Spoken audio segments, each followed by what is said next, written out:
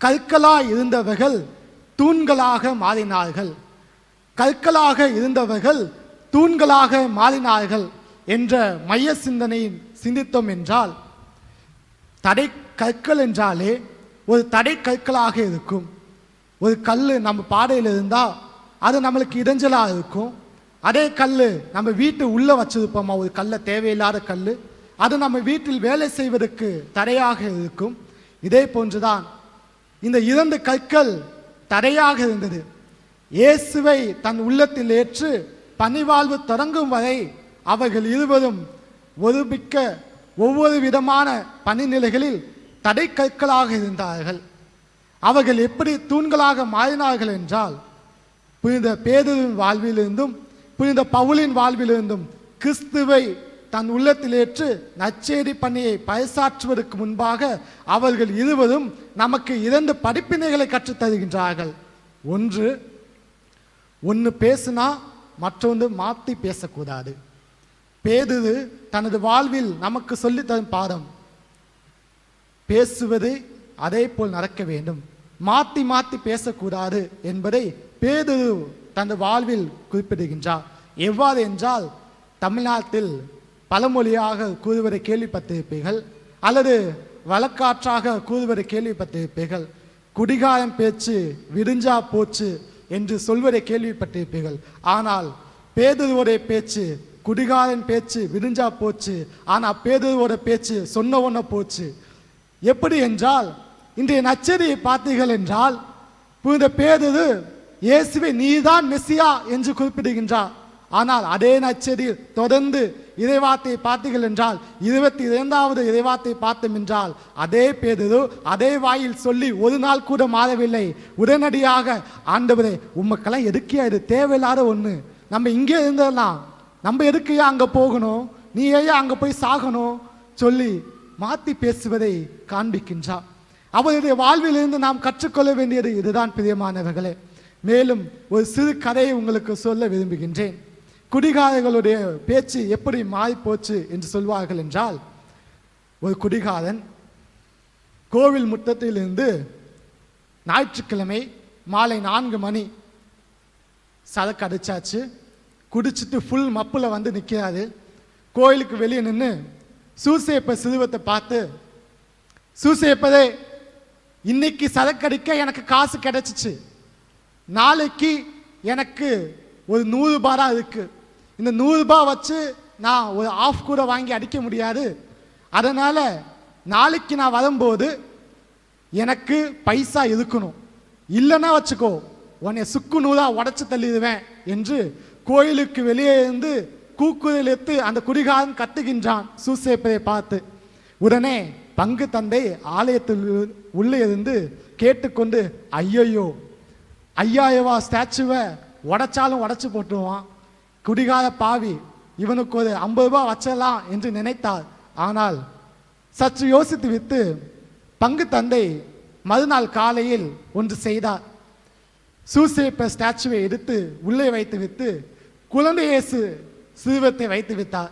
குடிகாரன் வந்தான், வந்து பார்த்து விட்டு, டேய் இன்னும் உங்க அப்பா என்ன ஓடி போயிட்டானா, ஓடி போய் ஒழிஞ்சு போயிட்டானா, ஒழிஞ்சுக்கிட்டு ஒன்னே அமுச்சு விட்டானா, சின்ன பசங்களை அடிச்சு நான் பெரிய ஆளாக விரும்பலை, நான் போயிட்டு சாயங்காலம் வரேன், உங்க அப்பனை ஒழுங்கா காசு எடுத்து வைக்க சொல்லிட்டு போயிட்டான். பிரியமானவர்களே, இதைதான் குடிகாரன் பேச்சு விடிஞ்சா போச்சு என்று சொல்வார்கள். ஆனால் பேதுருவுடைய வாழ்க்கையில் பேதுருவின் வார்த்தைகள் அதே போன்றுதான் இருந்தது. இயேசுவோடு இருந்தார், ஆனால் இயேசுவின் இறையாட்சி விழுமியத்துக்கு தகுந்தவாறு தன்னை தகவமைத்துக் கொள்ள விரும்பவில்லை. அதனால்தான் எங்கே நமக்கு சுகமாக இருக்கும், எங்கே நமக்கு பாதுகாப்பு கிடைக்கும், எங்கே நமக்கு உணவு கிடைக்கும், எங்கே நமக்கு உதவிடம் கிடைக்கும் என்று யோசித்த வண்ணமாக இருந்த காரணத்தினால்தான் அவரால் இயேசுவின் லட்சிய வாழ்வுக்கு தகுந்த முறையில் பயணிக்க முடியவில்லை. அதனால்தான் இயேசுவை மெஸ்ஸியா என்று சொல்லிவிட்டு உடனடியாக இது நமக்கு தேவையில்லை என்று இயேசுவுக்கு தடைக்கல்லாக இருக்கின்றார். அந்த தடைக்கல்லை இயேசு தூணாக மாற்றுகின்றார். பிரியமானவர்களே, பவுலின் வாழ்வில் இருந்து 2வது படிப்பினையை நாம் கற்றுக்கொள்ள வேண்டியது, ஓவர் ஸ்பீடு உடம்புக்கு ஆகாது. ஓவர் ஸ்பீடு உடம்புக்கு ஆகாத பிரியமானவர்களே. இது சாலையில் அநேக முறையில் நாம் பார்த்திருப்போம். Go slow. சாலையில் நீங்கள் சென்று கொண்டிருக்கின்றீர்கள், உங்களுடைய வாகனம் மிக வேகமாக சென்று கொண்டிருக்கின்றது என்றால் என்ன செய்வார்கள்? ஒரு சில இடத்தில் கோ ஸ்லோ, அபாயகரமான வளைவு, பாதுகாப்பாக செல்லுங்கள் என்று சொல்லுவார்கள், எச்சரிக்கை. சில இடத்தில் காவல்துறையினரே உங்களை ஏன் வேகமாக வந்தீர்கள் என்று உங்களுக்கு ஃபைன் போடுவார்கள். ஆனால் அதே போன்ற வாழ்வுதான் புனித சவுலின் வாழ்வு. சவுலாக இருந்தவர் பவுலாக மாறுகின்றார். ஆனால் பவுலுக்கு முன்பாக அவருடைய வாழ்வு ஓவர் ஸ்பீடாக இருந்தது. ஆண்டவர் ஃபைன் போடவில்லை, ஒரு இன்டர்வென்ஷன், காட் இன்டர்வென்ஷன், கடவுள் குறுக்கிடுகின்றார். ஃபைனாக அவர் தந்தது அவருடைய கருணையை. ஒரு சின்ன ஆக்சிடெண்ட், ஆனால் இன்னும் பைக் இல்லை, குதிரை போயிடுச்சு, அவர் கீழே விழுந்துட்டாரு. சவுல் ஓவர் ஸ்பீடாக போயிட்டே இருந்தார். திருத்துத பணிகள் அதிகாரம் 6ஆம் அதிகாரத்தில் நீங்கள் பார்த்தீர்கள் என்றால், கமாலியாவை இடம் பர்மிஷன் கேட்டுவிட்டு அவர் கிறிஸ்தவர்களை ஒழிக்க வேண்டும் என்று ஆங்காங்கே சென்று கிறிஸ்தவர்களை ஒழித்துக் கொண்டிருக்கின்றார். அதே போன்று திருத்துத பணிகள் அதிகாரம் 8ஆம் அதிகாரத்தில் சேவானை கொல்வதற்கு முக்கிய ஆதாரமாக இருப்பது சவுல். அதே போன்று கிறிஸ்தவர்களை கொன்றளிக்க வேண்டும் என்று ஓவர் ஸ்பீடாக சென்று கொண்டே இருந்தவரை ஆண்டவர் ஒரு சின்ன ஆக்சிடென்ட் பண்ணாது. குதிரை போகட்டும், நீ உளுந்து கதை, உனக்கு நான் கருணையை காமிச்சு உன்னை என் இறையாட்சிக்கு மிகப்பெரிய தூணாக மாற்ற விரும்புகின்றேன். நீ எனது கிறிஸ்தவ மக்களுக்கு தடைக்கல்லாக இருக்கின்றாய், உன்னை தூணாக மாற்ற விரும்புகின்றேன் என்று மாற்றுகின்றார். இன்றைய இந்த 2 பாடங்களும் நமக்கும் மிக முக்கியமானதாக இருக்கின்றது. குடும்ப வாழ்வாக இருக்கலாம், அல்லது பங்கு சமுதாயமாக இருக்கலாம், அல்லது அன்பிய கூட்டமாக இருக்கலாம், அல்லது சமூக இடமாக இருக்கலாம். நாம் பேசுவதை மாற்றி மாற்றி பேசிக்கொண்டே இருக்கும் பொழுது ஒருவருக்கு ஒருவர் வெறுப்பு வருகின்றது, ஒருவருக்கு ஒருவர் நண்பகத்தன்மை இல்லாமல் போகின்றது, ஒருவருக்கு ஒருவர் நெருக்கமான பிணைப்பு இல்லாமல் போகின்றது. அதே போன்று ஓவர் ஸ்பீடு, அடுத்தவர்கள் என்ன சொல்லுகின்றார்கள் என்பதை கேட்பதற்கு கூட நமது சிந்தனை கொஞ்சம் கூட தாமதம் இருப்பதில்லை. அடுத்தவை என்ன செய்கின்றார் என்பதை கண்டு கொள்வதில்லை. மாறாக நமது செயல்களை வேக வேகமாக செய்ய வேண்டும், நமது பேச்சு வேகமாக செய்து முடிக்க வேண்டும் என்று செய்து கொண்டே இருக்கின்றோம். ஆனால் இவர்கள் புனிதர்களாக மாறிய பிறகு, இவர்கள் இயேசுவை தனது உள்ளத்தில் நிறுத்திய பிறகு இவர்கள் வாழ்வு எவ்வாறு மாறியது என்றால், இருவருக்கும் ஒரே கருத்து தான். உயிர் உள்ளவரை தன்னிடம் இருப்பதை மற்றவர்களுக்கு கொடுக்க வேண்டும், தன்னிடம் இருப்பதை மற்றவர்களுக்கு கொடுக்க வேண்டும். இரண்டாவது, ஏற்றுக்கொள்ளும் மனப்பான்மை. இருவருடைய வாழ்வும் நமக்கு கற்றுக் கொடுப்பது தன்னிடம் இருப்பதை மற்றவரிடம் கொடுக்க வேண்டும். இரண்டாவது, ஏற்றுக்கொள்ளும் மனப்பான்மை. தூய பவுலடியாரின் வாழ்வை பாருங்கள். கலாத்தியர் புத்தகம் அதிகாரம் 2 இறைவார்த்தை 20 அழகாக குறிப்பிடுகின்றார். இனி வாழ்வது நான் அல்ல, எனில் கிறிஸ்துவே வாழ்கின்றார் என்று குறிப்பிடுகின்றார். தன்னிடம் கிறிஸ்து வாழ்ந்து கொண்டிருக்கின்றார். இனி நான் பவுலாக அல்ல, நான் சவுலாக இல்லை, இனி கிறிஸ்துவனாக வாழப் போகின்றேன், அந்த கிறிஸ்துவை உங்கள் அனைவருக்கும் தரப்போகின்றேன் என்று நற்செய்தி பறைசாற்றுபவராக இருந்து கொண்டிருக்கின்றார். பிரியமானவர்களே, ஆக தன்னிடம் இருக்கும் கிறிஸ்துவை பிற மக்களுக்கு தருபவராக இருந்தார் பவுலடியார். அதே போன்று பேதுருவும் தனது வாழ்வில் திருத்துத பணிகள் அதிகாரம் 3 இறைவார்த்தை 6 நாம் பார்க்க முடியும். பேதுரு அவரை பார்த்து, என்னிடம் பொன்னோ பொருளோ இல்லை, என்னிடம் உள்ள இயேசுவை உனக்கு தருகின்றேன். தம்பி, என்கிட்ட ஒண்ணுமே இல்லை, என்கிட்ட ஏதாவது கிடைக்க நினைக்கிறியா? எதுவும் இல்லை, என்கிட்ட இருக்கிற இயேசு உனக்கு தருகிறேன். இயேசுவை தருபவர்களாக இருக்கின்றார்கள். நம்மை எடுத்துக்கொள்வோம். நாம் எதை தருகின்றோம்? அன்பை தருகின்றோமா, அல்லது அரவணைப்பை தருகின்றோமா, அல்லது பாசத்தை தருகின்றோமா, அல்லது பரிவை தருகின்றோமா? ஆனால் இன்றைய சமுதாயத்தில் நாம் எதை தந்து கொண்டிருக்கின்றோம்? ஆணவத்தை தந்து கொண்டிருக்கின்றோம், அதிகாரத்தை காண்பித்துக் கொண்டிருக்கின்றோம், நான் என்ற தன்னலத்தை காண்பித்து கொண்டிருக்கின்றோம். நமது வாழ்வு எப்படி பயணித்துக் கொண்டிருக்கின்றது? மற்றவர்கள் நம்மை பார்த்து கேட்கும் பொழுது நாம் அவர்களுக்கு ஏதாவது கொடுக்க விளைகின்றோமா? பவுலடியாரும் பேதுருவும் தங்கள் வாழ்விலிருந்து கிறிஸ்துவை கொடுக்கின்றார்கள், கிறிஸ்துவின் விழுமியங்களை கொடுக்கின்றார்கள். நமது வாழ்விலிருந்து எதை கொடுக்கின்றோம், யாருக்கு கொடுக்கின்றோம், எத்தகைய உள்ளத்தில் இருப்பவர்களுக்கு கொடுக்கின்றோம் என்பதை சிந்தித்து பார்க்க வேண்டும். இரண்டாவதாக அவர்களிடம் இருந்த பண்பு ஏற்றுக்கொள்ளும் மனப்பக்குவம். இந்த ஏற்றுக்கொள்ளும் மனப்பக்குவம் புனித பவுலடியாரிடம் அதிகமாக இருந்தது. நான் யூதர்களுக்கு மட்டுமல்ல, பிற மக்களுக்கு நான் பறைசாற்றி செல்கின்றேன் என்று அனைவரையும் விட்டுவிட்டு, தன்னோடு பணி செய்த பர்னபாவையும் விட்டுவிட்டு கிறிஸ்துவின் அச்சரை பறைசாற்றுவதற்காக ஊர் ஊராக செல்கின்றார். தனது எந்த ஒரு தேவையையும் நினைவு கொள்ளவில்லை. தானே உழைத்து உண்பவராக இருக்கின்றார். தனது மக்களுக்காக அல்ல, பிற மக்களுக்காக எனது உயிரையும் கொடுக்கும் அளவுக்கு பவுலடியார் கிறிஸ்துவின் அச்சரி மீது அன்பு கொண்டவராக அனைத்து மக்களையும் ஏற்றுக்கொண்டார். அதனால்தான் அவரால் அங்கு சென்று பணி செய்ய முடிந்தது. அதை போன்று பேதுருவும் கொர்நேலியு வீட்டுக்கு சென்று அங்கு நான் எவ்வாறு இவர்களை ஏற்றுக்கொள்வது, இவர்களுக்கு மட்டும் எப்படி தூயாவி பொழுவது என்று சிந்தித்துக் கொண்டிருக்கும் போது ஆண்டவர் அவருக்கு காட்சி தந்து அவரை ஏற்றுக்கொள்ளும் மனப்பக்குவத்தை புதுப்பிக்கின்றார்.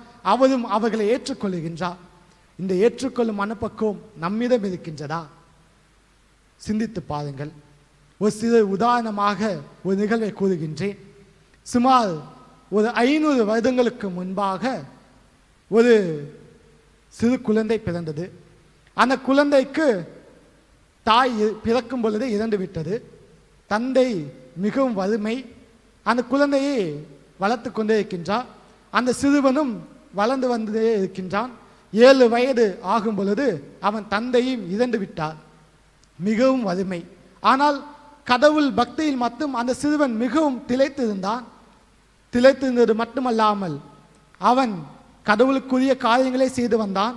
ஒரு குருவாகவும் மாறிவிட்டான். தந்தையும் இறந்து விட்டார் அல்லவா? குருவாக இருக்கும் நிலையில் ஒரு பெரிய அவருக்கு தடைக்கலாக வந்தது. நீ கிறிஸ்துவை மறுதலிக்க வேண்டும், இல்லை என்றால் உன் தலையை வெட்டப்படும் என்று அரசனால் அதிகாரத்தினால் அவர் சொல்லப்படுகின்றார். இவர் சற்றும் யோசிக்காமல், நான் கிறிஸ்துவை மறுதலிக்க மாட்டேன், என் தலை வெட்டப்பட்டாலும் பரவாயில்லை, நான் கிறிஸ்துவை மறுதலிக்க மாட்டேன் என்று தலை வெட்டப்படுகின்றது. ஆனால் அந்த தலை கீழே இருக்கும் பொழுது கூட கிறிஸ்துவுக்காக நான் வாழ்வதில் மகிழ்ச்சி கொள்கின்றேன் என்று கூறுகின்றார். அவரை நாம் புனிதர்களாக மாற்றலாமா வேணாமா? அவரை புனிதராக்க மாற்றலாம் என்று சொல்பவர்கள் மட்டும் கரங்களை தூக்கி கரங்களை அசைக்கவும்.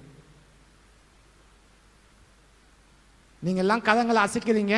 இதுல ஒரு மிகப்பெரிய ட்விஸ்ட் இருக்கு.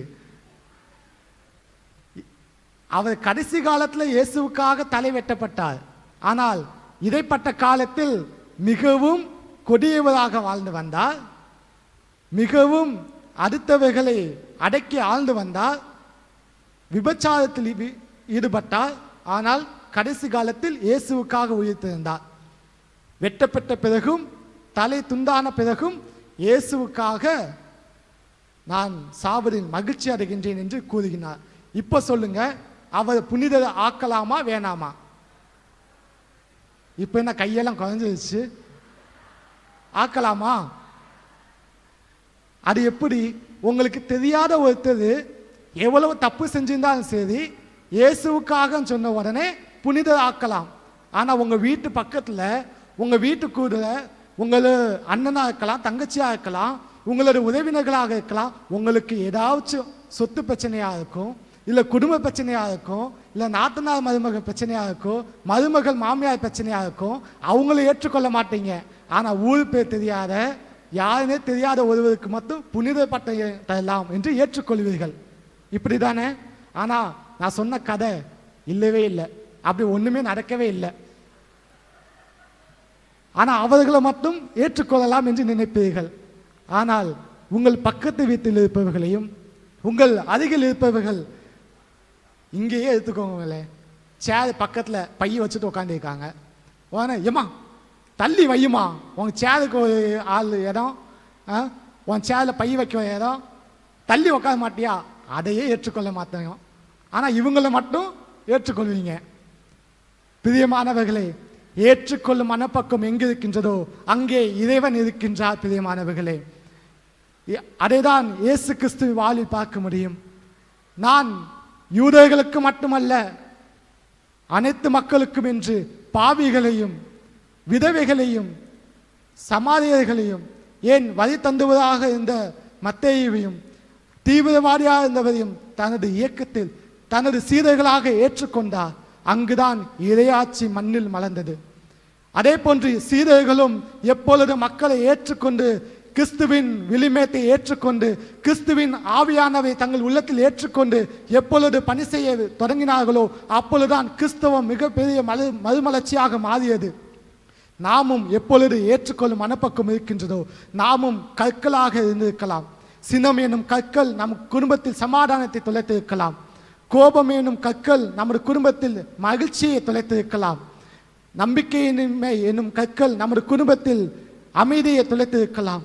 ஆனால் இந்த கற்களை எல்லாம் தூக்கி எறிந்துவிட்டு நாம் ஏற்றுக்கொள்ளும் மனப்பக்குவம் என்னும் கிறிஸ்துவை நம் உள்ளத்தில் ஏற்றுக்கொண்டோம் என்றால் அங்கு இறையாட்சி மலரும்.